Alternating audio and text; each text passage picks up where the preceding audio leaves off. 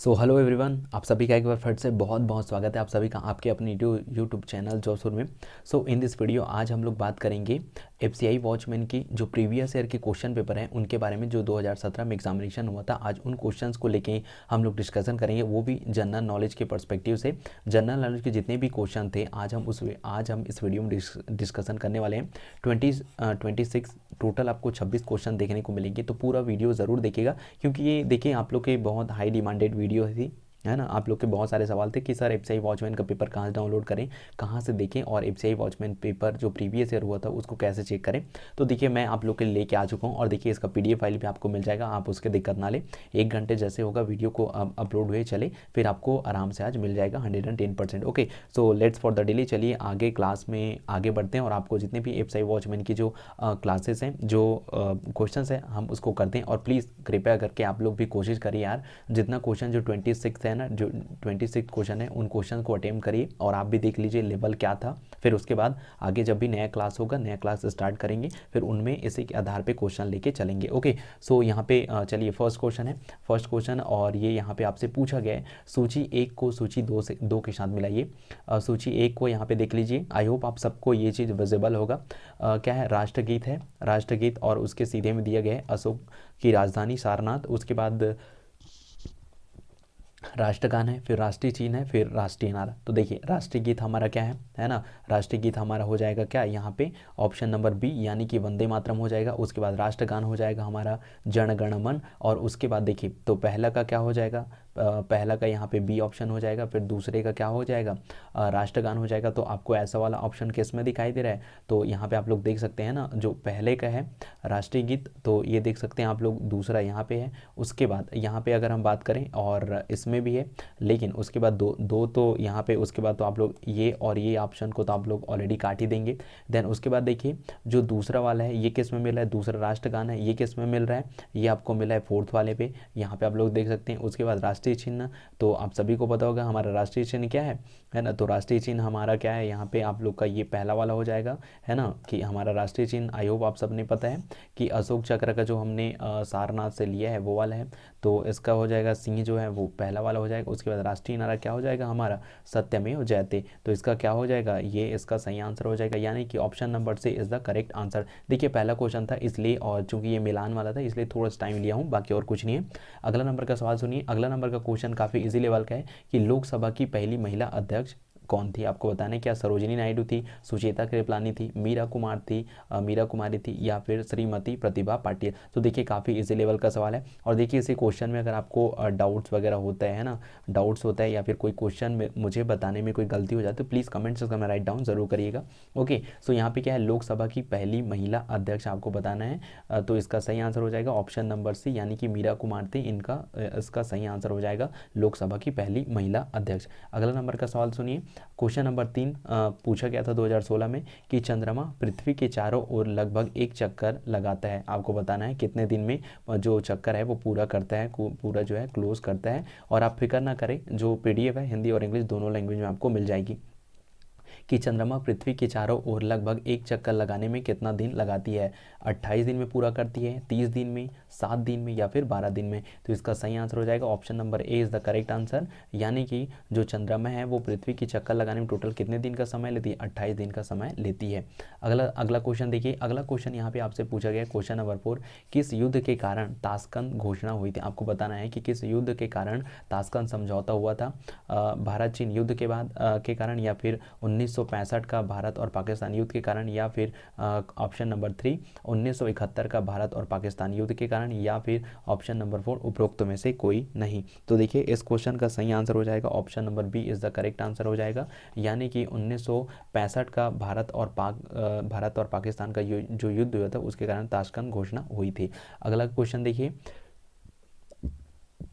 Question number 5 है, जोड़े में कुछ शहरों राज्यों के जोड़े में कुछ शहरों राज्यों के देशों के बदले हुए नाम दिए गए हैं। निम्नलिखित में से कौन सा जोड़ा गलत है। यहाँ पे आपसे पूछा गया है, यहाँ पे जितने भी ऑप्शन दिए गए हैं ना वो क्या है, कुछ कंट्री हैं, कुछ देश हैं और उनके नाम हैं जिनका नाम क्या है, चेंज हुआ है। आपको बताना है इनमें से कौन सा जोड़ा गलत है। क्या सीलोन श्रीलंका ये गलत है, या फिर पेकिंग बीजिंग ये गलत है, या फिर बर्मा म्यांमार गलत है, या फिर फारस या फिर पारस जिसको आप लोग बोल सकते हैं ना, फारस इराक। तो इसका सही आंसर क्या हो जाएगा, ऑप्शन नंबर 4 इसका करेक्ट आंसर हो जाएगा। यानी कि ये वाला जो जोड़ा है ये बिल्कुल गलत है और इसका सही आंसर ये हो जाएगा। ओके, बाकी जो सीलोन का नाम बदल कर क्या किया गया, श्रीलंका किया गया, फिर है ना पेकिंग का क्या किया, बीजिंग किया गया, और बर्मा का म्यांमार किया गया है। ओके, सो अगला क्वेश्चन देखिए, अगला क्वेश्चन यहाँ पे क्वेश्चन नंबर 6 है, राष्ट्रीय कैलेंडर के किस महीने में लीप ईयर की स्थिति में एक दिन अतिरिक्त होता है। ओके, सो आपको बताना है यहाँ पे, है ना क्वेश्चन। आई होप आप सबने समझ गया होगा कि राष्ट्रीय कैलेंडर के किस महीने में लीप ईयर की स्थिति में एक दिन अतिरिक्त होता है। क्या ये श्रावण माह में होता है, पौष में होता है, या फिर अश्विन में, या फिर चैत्र माह में। तो इसका सही आंसर हो जाएगा दोस्तों, है ना, क्वेश्चन नंबर 6 का बिल्कुल सही आंसर हो जाएगा, option number D is the correct answer. यानी कि 4 क्वेश्चन जो है चैत्र माह में जो लीप ईयर की स्थिति में एक दिन अतिरिक्त होता है। ओके, आई होप आप सबने पता हो, जब भी लीप ईयर होता है नॉर्मल में 365 डे होता है, बाकी जैसे ही लीप ईयर लगता है तो वो हो जाता है 366। तो वो कौन से महीने में होता है, वो चैत्र महीने में होता है।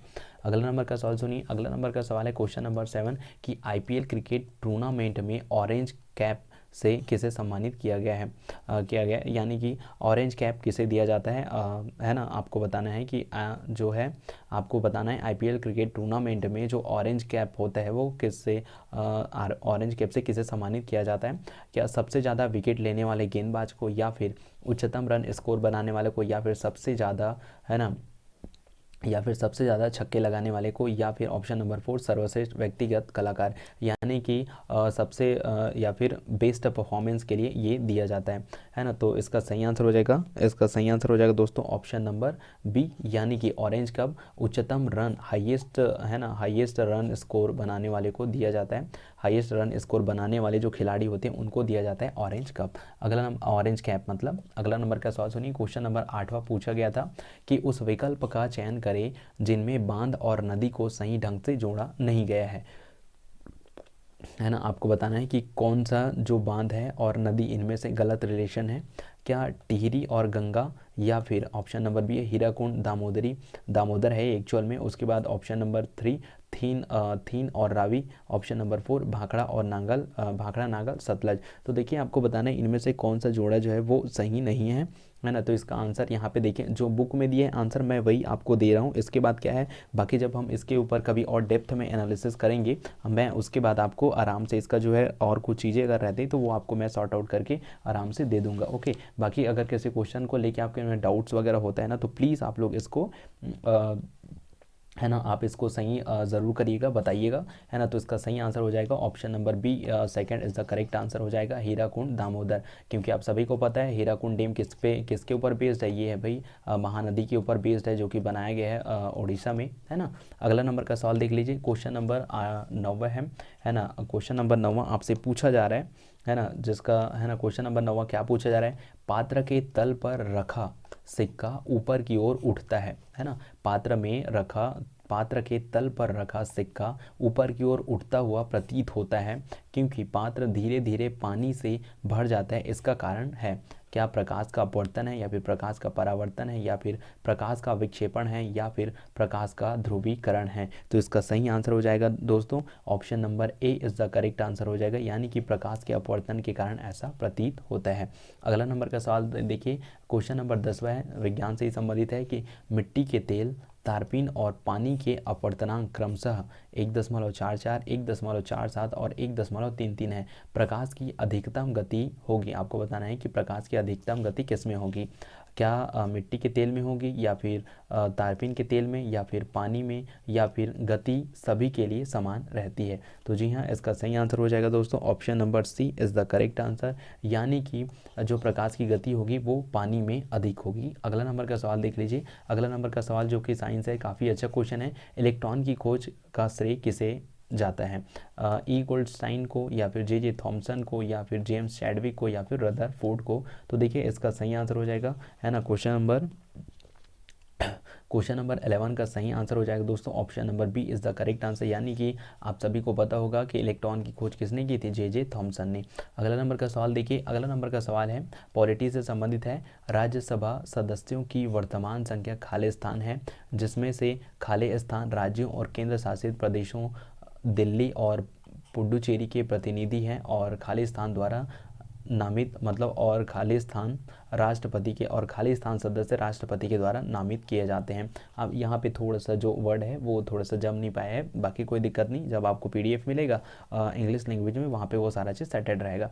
ओके, सो आपको बताना है क्या वर्तमान में यहाँ पे जो यहाँ पे जो राज्यसभा के वर्तमान सदस्यों की संख्या 245 है, और जिसमें से 233 राज्यों से और जो 12 सदस्य हैं, है ना, राष्ट्रपति के द्वारा मनोनीत किए जाते हैं, या फिर 250, 238, 12, या फिर 247, 235, 12, या फिर 248, 236, 12। तो इसका सही आंसर हो जाएगा दोस्तों, है ना, क्वेश्चन नंबर 12 का सबसे सही आंसर हो जाएगा ऑप्शन नंबर ए, यानी कि पहला इसका करेक्ट आंसर हो जाएगा, है ना। अगला नंबर का सवाल देख लीजिए। अगला नंबर का सवाल यहाँ पर आपसे पूछा गया, साइंस रिलेटेड है।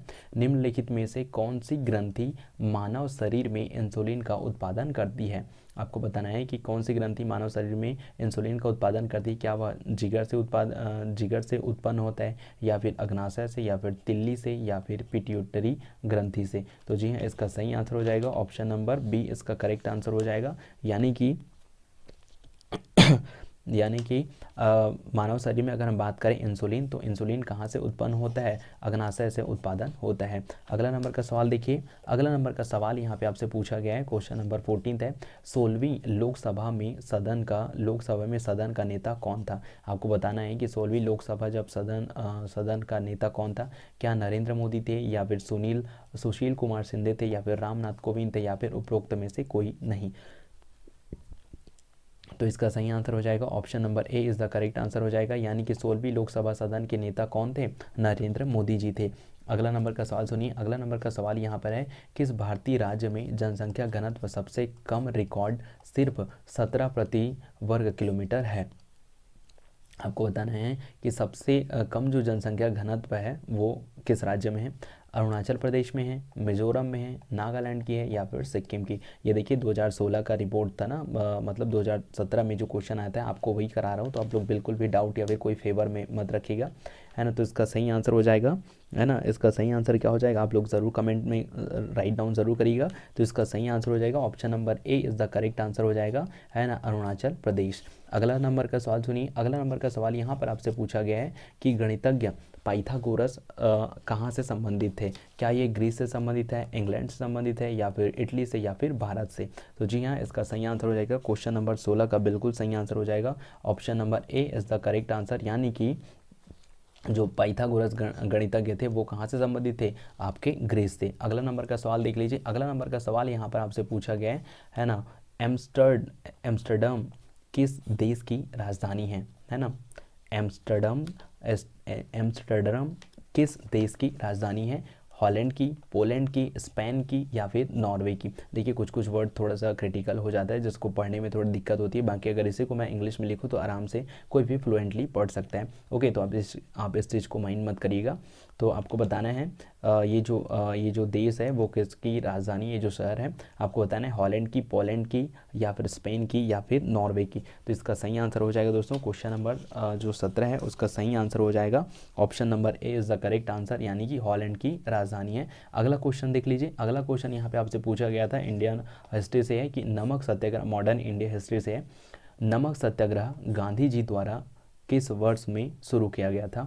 1928 में, 1929 में, 1932 में, या फिर 1930 में। तो जी हाँ, इसका सही आंसर हो जाएगा option number A is the correct answer, है ना। नमक सत्याग्रह जो है 1928 में प्रारंभ किया गया था।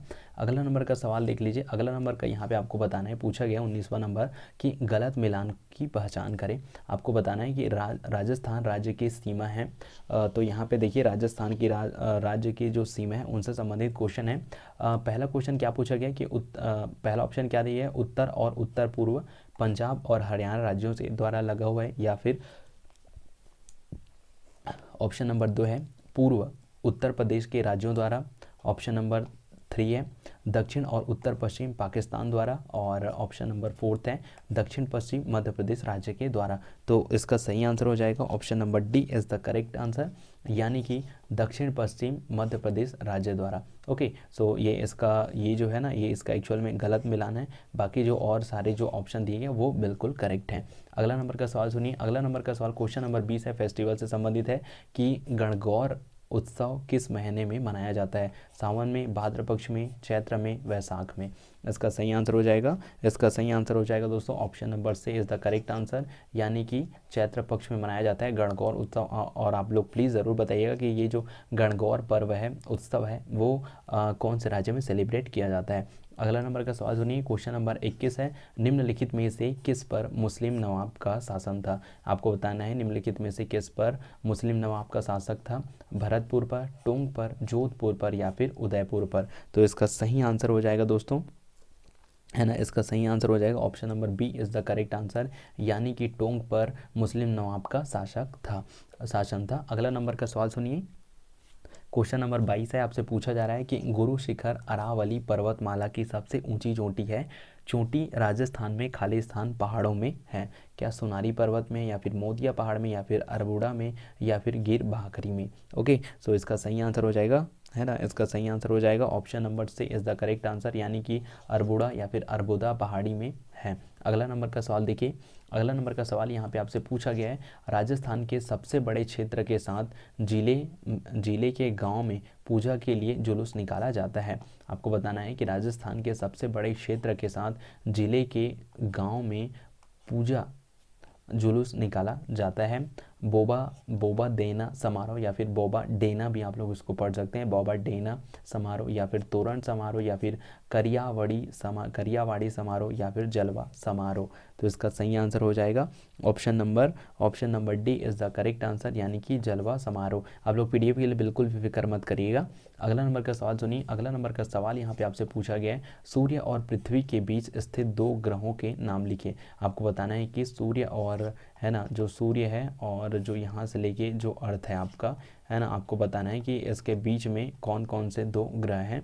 तो क्या बुध और मंगल है, या फिर शुक्र और मंगल है, या फिर बुध और शुक्र है, या फिर बृहस्पति और शनि है? तो इसका सही आंसर हो जाएगा option number C is the correct answer, यानी कि जो पृथ्वी सूर्य से लेके जो पृथ्वी तक का एरिया होता है ना, जो एरिया है वहाँ तक अगर 2 ग्रह की हम बात करें तो उनके बीच में बुध और शुक्र ग्रह होता है।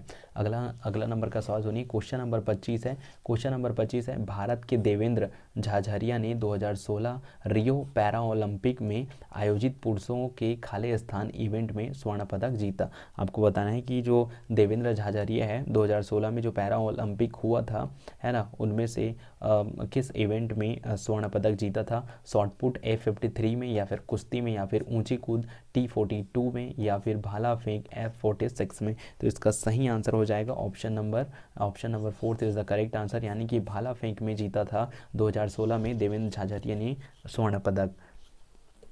अगला और आज का आखिरी सवाल है, भारत ने कबड्डी विश्व कप 2016 खालिस्तान को हराकर जीता था। आपको बताना है कि भारत ने कबड्डी जो विश्व कप है 2016 का, उसमें किस देश को हराकर पदक जीता था, है ना? क्या पाकिस्तान को हराकर, दक्षिण कोरिया को, ईरान को, या फिर यूएसए को? तो क्वेश्चन नंबर 26 और आज का आखिरी सवाल का सही जवाब हो जाएगा ऑप्शन नंबर से इज़ द करेक्ट आंसर, यानी कि 2016 में भारत ने कबड्डी के क्षेत्र में जो विश्व कप हुआ था उसमें अगर पदक जीता था, है ना, जीत हासिल की थी, वो किसको हराकर? ईरान को हराकर। तो ये थे इंपॉर्टेंट 26 क्वेश्चन जो प्रीवियस ईयर पेपर में पूछा गया था। तो आई होप आप सबको यहाँ तक अभी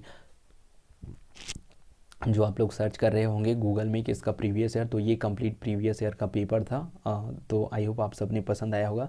बाकी किसी चीज़ को लेके आपके मन में कोई डाउट होता है, कोई सुझाव होता है, तो कमेंट सेक्शन में कमेंट जरूर करिएगा। पीडीएफ आपको टेलीग्राम चैनल पे मिल जाएगा, तो प्लीज़ ज़रूर से ज़रूर उसको भी ज्वाइन कर लीजिएगा। तो फिर चलिए यार, मिलते हैं नेक्स्ट वीडियो में। तब तक सबको bye bye, have a great day, जय हिंद, वंदे मातरम।